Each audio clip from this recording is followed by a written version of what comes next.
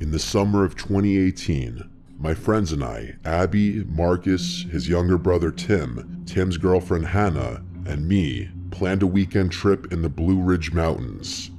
We were all in our early 20s, fresh out of college and eager to unplug from everything. We picked a spot far off the grid deep into the national park where the trees grew thick, the air smelled of pine and damp soil, and there was no cell signal for miles. The first night was normal. We hiked in with our gear, found a clearing by a lake with just enough space for 3 tents, started a fire, and cooked hot dogs and marshmallows. We told stories, drank, and stayed up late watching the stars. The silence of the forest was relaxing. It wasn't until the second night that things started to feel wrong. At around 11 p.m., we were still sitting around the fire laughing when Marcus suddenly stiffened and pointed towards the woods, asking if we saw that as well. We all looked, but nothing was there. He swore he saw movement, a figure ducking behind a tree maybe 30 or 40 yards away. Tim dismissed it as a deer, but then, 20 minutes later, we heard a stick snap in the same direction. This time it was loud. Abby was clearly spooked and said she wanted to go to bed. Everyone agreed to call it a night. We doused the fire, zipped up the tents, and tried to sleep. That night, I woke up to something that still haunts me. Breathing from just outside, probably not even 10 feet from my head. At first, I thought I was still in a half-dream state, but it continued. I was with 4 other people though. It could have maybe been one of them going outside to pee, but I didn't hear the sound of a stream, just the breathing. The breathing also almost sounded like an older person, someone who was short of breath from smoking too much.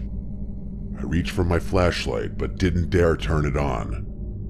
The breathing moved from one side of the tent to the other, then it stopped. I waited without saying a word, because it was the only thing I could do.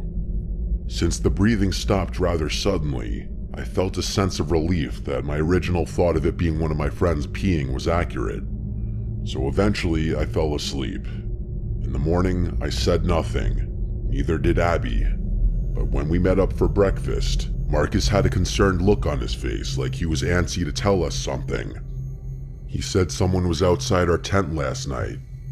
Hannah nodded and said she heard it too, and noted that whoever it was walked around the tent more than once, and it could have been more than one person. I asked the entire group if anyone got up to pee last night, and that maybe that's what we heard. Tim responded that he did go pee, but that he thought he saw a figure crouched near the fire pit around 4 a.m. We searched the area, and we found footprints in the ground circling all 3 tents. But in a spot where the dirt was a little wetter, more like mud, one of the footprints was very clearly from a bare human foot, not shoes or boots. This made the whole thing even stranger. They led into the woods and vanished. We tried to joke about it, saying maybe it was a crazy hiker or prankster, but it didn't feel like a joke. That night, we stayed up later, talking nervously around a much bigger fire. We kept our flashlights close. Around 2 a.m., we heard that awful sound of the crunching of leaves in the distance. But this time, there was a voice. It was a low voice, too quiet to understand, but definitely human. Marcus snapped on his flashlight, and for a split second, we saw who it was. It was a man, fully naked, crouched behind one of the trees nearby. He scrambled back into the trees like an animal that just got exposed. All of us were completely shook. We were too scared to even break off to go into our tents. Staying out in the open with all 5 of us together just felt safer. Hannah suggested packing up and leaving, but Marcus and I said that was a horrible idea. Packing up camp this late and finding our way back to the car would not only be extremely difficult, but also extremely terrifying, worrying that that man was behind us, following us. That night was the worst night yet, and maybe one of the worst nights of my life. I didn't get a single second of sleep. I was wide awake, and perhaps that may have saved me or my belongings at the very least. However many hours had passed before I heard the distant sound of a stick snapping or a leaf crunching. I said out loud, "Please let it be a fucking deer," under my breath. A few moments of silence passed before a voice from out in the woods said, "I see you guys." It was not any of my friends. I didn't know if any of my friends were awake and also heard it, but I heard none of them react, so I guess I was too scared to be the only one reacting. What happened next, I never would have expected though. I heard my tent shift ever so slightly, which caused me to shoot up and look at the tent zipper, and it started to slowly move down. I started to scream at the top of my lungs, causing my friends to also start screaming. Whoever was on the other side of my tent took off, I presume, but I can't know for sure. All I know is all of us yelled at each other to communicate through the tents. I zipped the zipper back up fully, and I didn't hear breathing or footsteps again that night. I didn't fall asleep. I watched as the morning sun slowly started lighting up the place. At dawn, we packed everything and left. On the hike back to the car, the tension didn't leave us. At the ranger station, we told them everything. The ranger listened carefully, then said they've had reports. A man, maybe more than one, living out there. Some said they steal things, and others said worse. I don't know what worse meant, we didn't ask. We laughed it off in the car, but it didn't really feel funny to me. I don't think I can ever go camping again after that, especially after the zipper thing.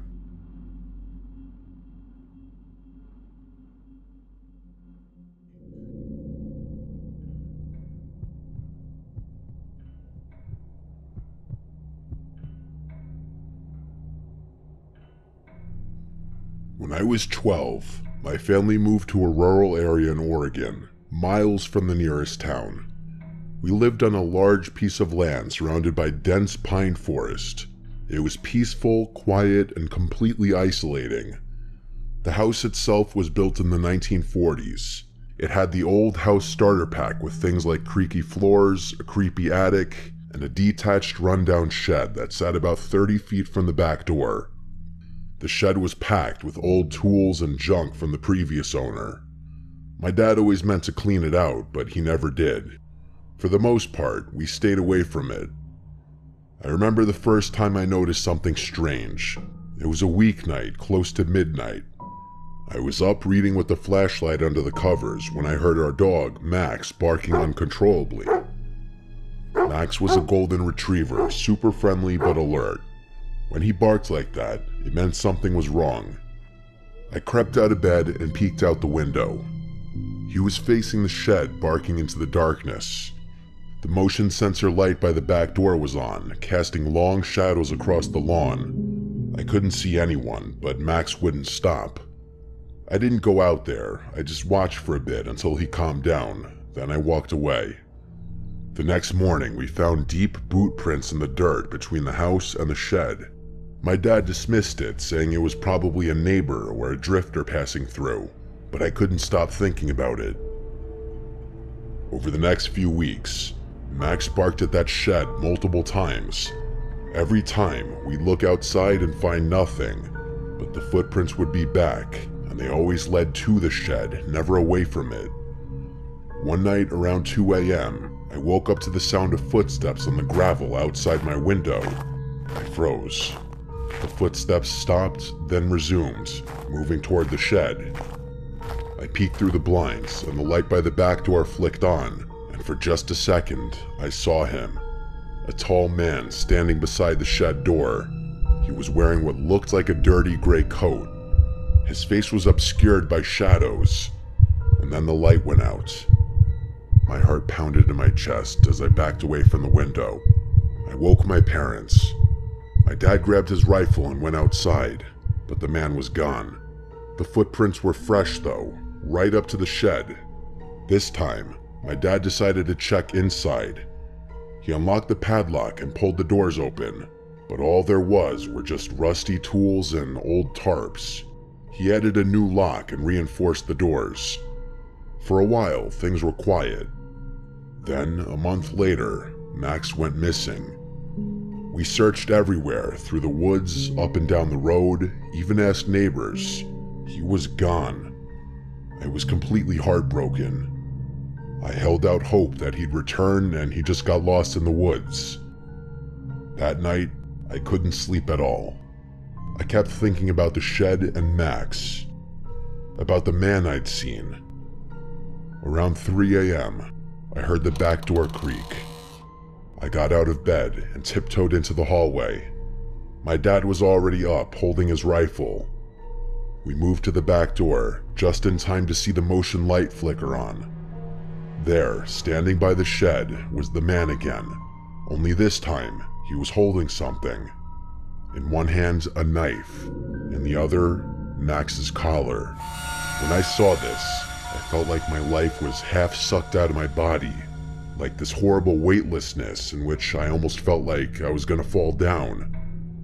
My dad shouted and raised the rifle, but the man turned and ran into the woods. We called the police, and they searched the area but found no trace of him.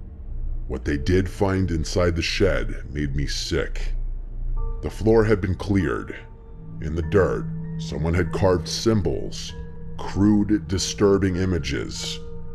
In the corner was a pile of bones, animal bones, hopefully. It got worse.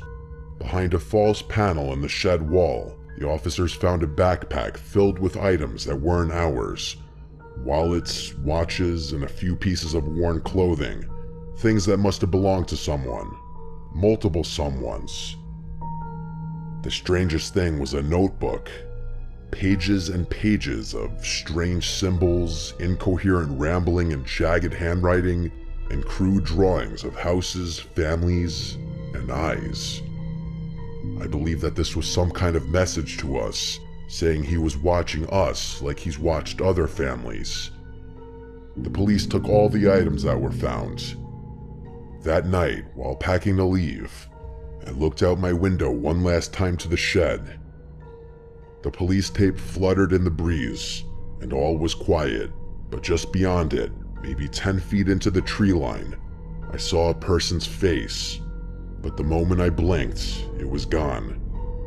I screamed my dad's name in a desperate panic, yelling, "He's back!" My dad stormed into the room and looked out the window, asking where he was. I pointed straight at the shed, and saw he was to the left, right by the woods. He ran to grab his rifle again, and this time he ran outside and screamed like a maniac while firing around. You can't imagine the anger and frustration of having to be chased out of your own home by a crazy, dangerous person who likely killed your dog. My dad was letting his frustration out in that moment. I know my dad wanted to kill that man. We moved out days later to a much less remote part of Oregon.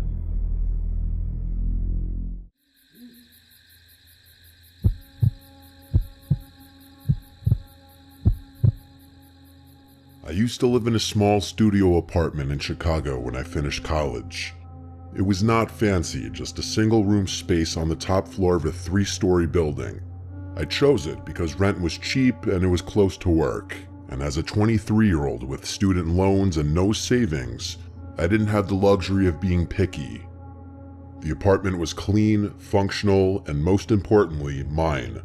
The only window in the place looked out over a narrow alley. Across the way was another apartment building, nearly identical to mine. The alley was tight, barely wide enough for a single car to squeeze through, and during the day it barely got any sunlight. At night it was pitch black. That never really bothered me much. I was working late nights at the time, bartending at a lounge on the north side. I usually got home around 2:30 or 3 in the morning. Then I'd make a quick meal and zone out on my phone until I passed out. One night, about a month into living there, I noticed something odd. I had just walked in, kicked off my shoes, and turned on the overhead light when I thought I saw something move in the window across the alley. Just a flicker. A curtain twitching, maybe. I froze for a second. But when I looked again, there was nothing. The window was dark and still. I shrugged it off.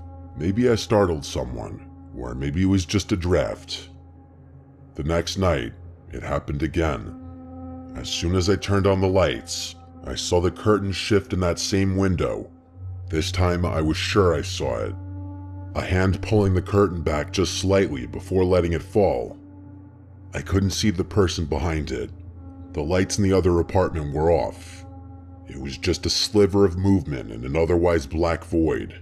But the reason this really caught my attention was because I had never seen the lights on in that apartment. I always assumed that nobody had lived there. That night, I didn't sleep well. I kept thinking about that attic and the hand. Over the next week, I started paying closer attention. Every night without fail, the curtain would move within seconds of me turning on my lights. It was subtle but unmistakable. It was the same thing every time.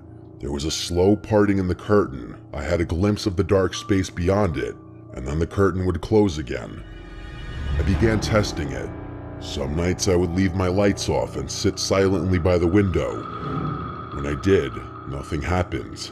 But the moment I turned them on, even just the dim light by my couch, the curtain across the alley would shift. Someone was watching me, it was obvious.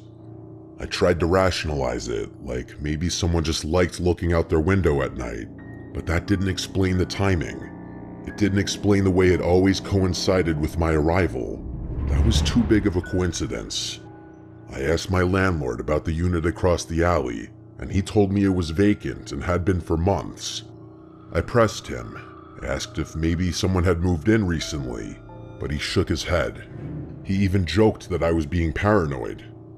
I considered calling the police, but ultimately didn't because I felt like reporting someone possibly looking at me through a window in an empty apartment sounded ridiculous. There was no crime or proof, just a feeling that grew worse every night. Then one night, everything escalated when I came home later than usual, around 4 a.m. The bar had hosted a private event and cleanup ran long, so I was exhausted and not thinking clearly. When I reached my door, I noticed something stuck in the frame. At first, I thought it was junk mail or a flyer, but when I pulled it free, I realized it was a crumpled note. It simply said, "Hey," written in pen. My legs went weak because the first thought I had was the apartment across the alley, so I ran to the window and looked across. The curtain was drawn and there was no movement. I called my friend Jamie, panicking. She lived across town but told me to come over right away. I grabbed a backpack, stuffed some essentials into it, and got out. The next day, I confronted the landlord again. This time, I demanded to see the apartment across the alley. He hesitated, but eventually agreed to meet there with the key. The place was dusty and completely empty, with not a single piece of furniture. The walls were bare, and the floor creaked with every step as if the place were 100 years old. But there, in the back room facing my window, was a single metal folding chair. It was positioned directly in front of the window, and they had access to an apartment that was supposed to be locked and empty. The police were called and they searched the place. I'm pretty sure they took fingerprints, but nothing came of it. The fact that my paranoia was correct the entire time, and that I was in fact being watched, it made me sick, wondering how long the stretches of time that sicko would watch me would be. I moved out that week. To this day, I have no idea who was watching me, how they got in, or how long it would have gone on if I hadn't found that note saying, "Hey." I've considered the possibility of it being the landlord, but ultimately I had to drop that theory because there's no way in hell he wouldn't have went over there to remove that chair before bringing me over there. I still dream about that window, and sometimes I wake up in the middle of the night certain that someone, somewhere, is still watching me.